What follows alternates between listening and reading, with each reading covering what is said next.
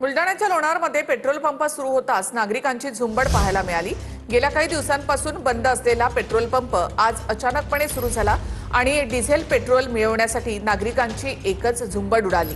इंधन संपण्यापूर्वी कसंही करून पेट्रोल मिळावं म्हणून नागरिक हातात कॅन घेऊन पंपाच्या दिशेने धावत गेले। लोणारमधील या पळापळीचा आणि गर्दीचा व्हिडिओ सध्या सोशल मीडियावर प्रचंड व्हायरल होतोय।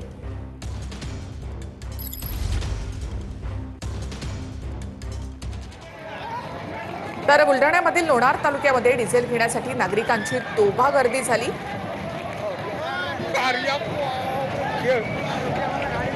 शहरामधील एका पेट्रोल पंपावर डिझेल वाटप सुरू करताच नागरिक कॅन घेऊन पंपाच्या दिशेने धावत सुटले। या धावपळीमध्ये काही नागरिक एकमेकांच्या अंगावर देखील पडल्याचं दिसून आलं। डिझेल मिळावं म्हणून 2-2, 4-4 कॅन घेऊन नागरिक या पंपावर दाखल झाले होते।